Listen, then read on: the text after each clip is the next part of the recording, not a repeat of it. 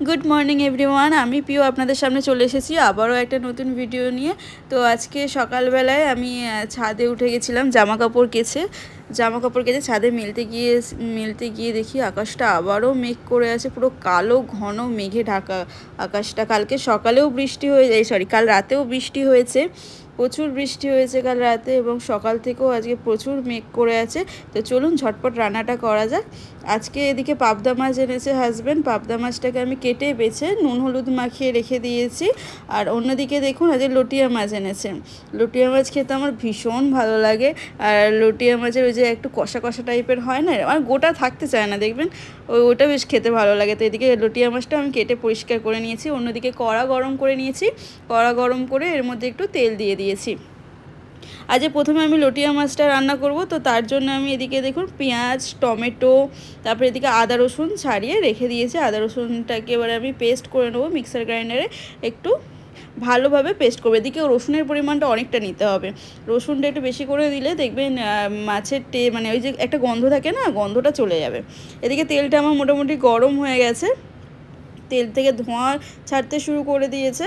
এবারে আমি এতে দিয়ে দেবো পেঁয়াজ, বেশ অনেকটা পরিমাণে পেঁয়াজ আমি এখানে দেবো, একদম পুরো মাংসর মতো করে রান্না করব, খেতে খুব ভালো লাগে। এদিকে পেঁয়াজটা ভেজে নেবো, বেশ লাল লাল করে একটু পেঁয়াজটা ভাজতে থাকবো। দেখবেন এই বৃষ্টি বাদলে মানে এরকম রিচ টাইপের খেতে খুব ভালো লাগে। মানে তখন আর এই পাতলা ঝোলটা ঠিক আমাদের বাড়িতে হয় না, তখন সবারই একটু ইচ্ছা করে এইদিকে মানে একটু কষা কষা টাইপের কোনো মাছ খেতে, যেমন লটিয়া মাছ বলুন বা অনেক রকমের নদীর মাছ থাকে, সেগুলোকে একটু সুন্দরভাবে রান্না করলে বেশ ভালো লাগে। এদিকে পেঁয়াজটা দেখুন আমার লাল লাল করে ভাজা হয়ে গেছে। এবার আমি এর মধ্যে একটু কাঁচা লঙ্কা দিয়ে দেবো, বেশ কয়েকটা কাঁচা লঙ্কা আমি এর মধ্যে দিয়ে আবারও একটু ভাজা ভাজা করে নেবো। বৃষ্টিতে আজ ভেবেছিলাম খিচুড়ি করব, তো সবাই বললো যে না খিচুড়ি আজকে খাবো না, তো অন্য দিন খাওয়া হবে, আজকে একটু অন্যরকম মাছ খেতে ইচ্ছা করছে। তো সে চলে গেছিলো মাছ বাজারে, গিয়ে এই মাছগুলো আনলো, তো করা হোক। তারপরে এদিকে দেখুন আমি আদা রসুনটা পেস্ট করে নিয়েছিলাম, এর মধ্যে দিয়ে দিলাম, দিয়ে এবার অনেকক্ষণ ধরে আদা রসুনটাকে ভাজতে হবে। আদা রসুনের কাঁচা গন্ধটা থাকলে কিন্তু এই মাছটা খেতে একদমই ভালো লাগে না, তো এটাকে আমি অনেকক্ষণ ধরে ভেজে নেবো। কালকে মানে বৃষ্টি মানে আমাদের এখানে প্রচণ্ড বাজ পড়েছিল, মানে এত বাজ পড়েছিল না, মানে আমরা জাস্ট ঘুমিয়ে পড়ছিলাম, এত বাজ পড়ছে ঘুম থেকে উঠে পড়ছিলাম। মানে আমাদের সারা রাত এদিকে বাজ পড়েছে, তারপরে ঝড়ও হয়েছে, খুব ঝড় হয়নি কিন্তু হাওয়াও ভালো, ওটাকে হাওয়া বলে না ঝড়ই বলে, মানে খুব ঝড়ো হাওয়া বয়েছে এদিকে। এই মধ্যে দেখুন আমি নুন দিয়ে দিয়েছি আর একটা টমেটো গোটা দিয়ে দিয়েছি, দিয়ে আরও একটু ভেজে নেবো এটা।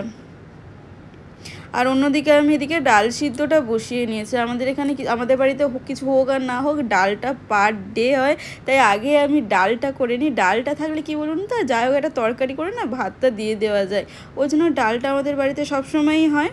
তো এদিকে আমি লঙ্কা গুঁড়ো হলুদ গুঁড়ো পরিমাণ মতো দিয়ে দিয়েছি, দিয়ে আরও কিছুক্ষণ এটাকে কষিয়ে নিয়েছি। দেখুন কালারটা কত সুন্দর এসছে। আমি কিন্তু এই যে তরকা আমার একটু হলুদ গুঁড়ো লঙ্কা গুঁড়ো মনে ছিল কম, সেই জন্য আরও একটু একটু করে দিয়ে দিলাম, দিয়ে বেশ কিছুক্ষণ এবার কষিয়ে নেবো এটাকে আমি। এবার এই মাছটা আমি কেটে বেছে পরিষ্কার করে রেখে দিয়েছিলাম, দেখুন এদিকে মাছটা জলটাও অনেকটা ঝরে গেছে। এবারে এটার মধ্যে আমি দিয়ে দিলাম, মশলাটার মধ্যে দিয়ে দিলাম, দিয়ে জাস্ট হালকা হাতে একটু নাড়াচাড়া করে এটাকে আমি ঢাকা দিয়ে রেখে দেবো। বেশি নাড়াচাড়া একদমই করবো না, কারণ এই মাছটা না খুবই নরম হয়, বেশি নাড়াচাড়া করলেই দেখবো ভেঙে যাচ্ছে। আমি চাইছি একটু গোটা গোটা রাখতে, কিন্তু জানি আমি থাকবে না গোটা গোটা, তাও একটু জাস্ট হালকা করে নেড়ে এটাকে আমি চাপা দিয়ে রেখে দেবো। এবার চাপা দিয়ে কিন্তু মিডিয়াম মানে একদম লো ফ্লেমে দিলে না বড় করে জল বেরিয়ে যাবে এই মাছটা থেকে। আমি জাস্ট একটু মিডিয়াম ফ্লেমে দিয়ে এটাকে রেখে দেবো প্রায় 10-15 মিনিট।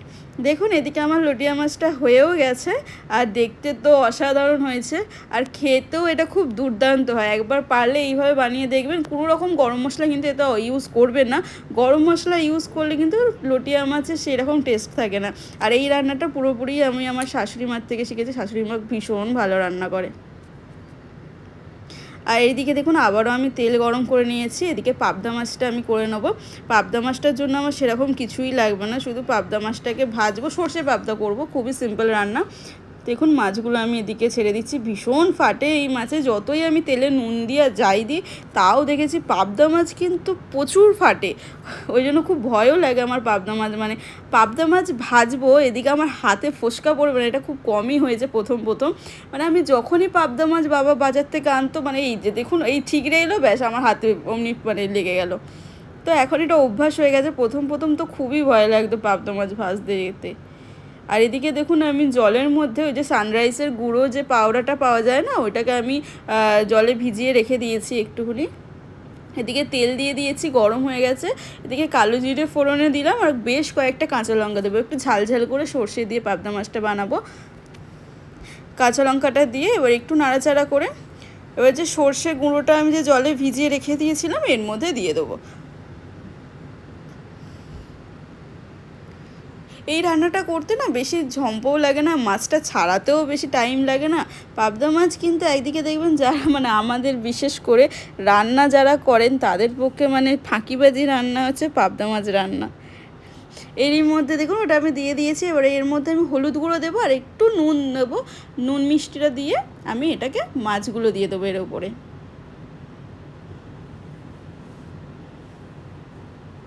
পাবদা মাছ আমাদের বাড়িতে প্রায় মানে সবাই অনেকেই খেতে ভালোবাসে, বিশেষ করে আমার হাজব্যান্ড পাবদা মাছ খেতে খুব ভালোবাসে। তো ওর জন্যই পাবদা মাছটা দেখবেন আমাদের দুদিন ছাড়া ছাড়াই পাবদা মাছ হয়, শুধুমাত্র ওর জন্য। আমার আবার একটু কাতলা মাছ খেতে বেশি ভালো লাগে, কাতলা মাছের ওই যে পেটি টাইপের হয় না, ওই পেটিটা খুব ভালো লাগে খেতে কাতলা মাছের। বাস এদিকে মাছগুলো আমি দিয়ে একটু ফুটিয়ে নামিয়ে নেব। মাছগুলো আমি দিয়েও দিয়েছি, দিয়ে এবার একটু চাপা দিয়ে কিছুক্ষণ হতে দেব। আর এদিকে আমার ডালটাও প্রায় সিদ্ধ হয়ে গেছে। বেশ কিছুটা কাঁচা লঙ্কা আরও উপর থেকে আমি এদিকে দিয়ে দিয়েছি আর দিয়ে রেখে দিয়েছি। আর এদিকে দেখুন আমার ডালটা এদিকে সিদ্ধ হয়ে গেছে, রান্না প্রায় হয়ে এসছে আমার। এবারে হচ্ছে ওপর থেকে একটু সামান্য সর্ষের তেল দিয়ে দেবো। পাবদা মাছে একটু মানে সর্ষে পাবদা করলে না মানে ওপর থেকে একটু কাঁচা সর্ষের তেল দিলেও টেস্টটা আরও ভালো হয়। অনেকেই বলেন যে এই যে পাউডার টাইপের যে পাওয়া যায় না ওইগুলো ভালো খেতে হয় না, কিন্তু আমার কিন্তু বেশ ভালো লাগে। তারপরে এদিকে আমি দুপুরবেলা বসে গেছি দেখুন মানে হাজব্যান্ডের জামা কাপড় আয়রন করতে। বেশ অনেকগুলো জামা কাপড় জমে গেছিলো, কদিন ভোর কেচে রেখে দিচ্ছিলাম, একটাও জামা কাপড় আয়রন করা ছিল না। আমি তারপর ভাবলাম যে না আজকে তো করতেই হবে, না করলে বেচারা জামা মানে ও যেহেতু পার ডে জামা চেঞ্জ করে তো সেই জন্য আমাকে দুদিন ছাড়া ছাড়াই আয়রন করতে হয়। তো আজকেও বসে গেছি আয়রন করতে। এই দুপুরবেলাটা দেখবেন না মানে অনেক সময় ঘুম চলে আসে ভাত খেয়ে ওঠার পরে, কিন্তু ঘুমালে না দেখবেন অনেক কাজ যেন মনে হয় কত কাজ বাকি, কিন্তু না ঘুমালে টুকটুক করে দেখেছি আমি ঘরের অনেক কাজ সেরে ফেলা যায়। এই যদি একবার ওই বিছানায় পড়েছি না সঙ্গে সঙ্গে ঘুম চলে আসে, বাস বিছানাটা ছেড়ে উঠে যাই, শুধু জাস্ট উঠার চেষ্টা করি কিন্তু বিছানা বলে আয় রে আয় রে, বাস তারপরেই ঘুমিয়ে পড়ি। তারপরেই দেখি কোথা থেকে 2 ঘন্টা 1.5 ঘন্টা কেটে যায় নিজেও বুঝতে পারি না। আমি পারফেক্ট আয়রন করতে পারি না, কিন্তু তাও চেষ্টা করি, খারাপ হয় না আয়রন করাটা, ভালোই হয়, কিন্তু ওই যে পারফেক্ট আয়রনটা ওটা পারি না। মানে চেষ্টা করি কিন্তু এখনও পর্যন্ত হয় না, আশা করছি হবে করতে করতে একটা সময়।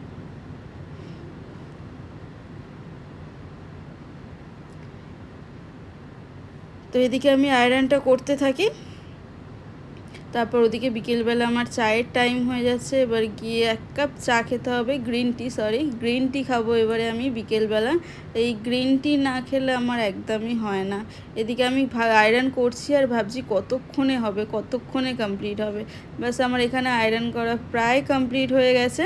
তারপরে আমি 1 কাপ গ্রিন টি নিয়ে আজকে ছাদে চলে গেছিলাম। আজ এই বিকেলবেলাটাও বেশ সুন্দর ছিল, যেহেতু আজকে মানে পুরো দিনটাই মেঘলা, তো বিকেলবেলা আজকে আমি চলে গেছিলাম ছাদে। তো ছাদে গিয়ে বিকেলে সুন্দর একটা মিষ্টি হাওয়া দিচ্ছিল, সেই হাওয়াটা উপভোগ করতে করতে আজকে একটা গ্রিন টি খেলে নিয়েছিলাম 1 কাপ। তারপর আমাদের সামনেই কয়েকটা গাছ আছে, গাছগুলো অযত্নে না ভীষণ মানে খারাপ অবস্থা, একদিন দেখি ঠিক করতে হবে গাছগুলোকে। প্রচুর খারাপ অবস্থা। তবুও জল দেয় বাবা, রোজ সকালবেলা জল দেয়, কিন্তু তাও এদিকে খুবই খারাপ অবস্থা।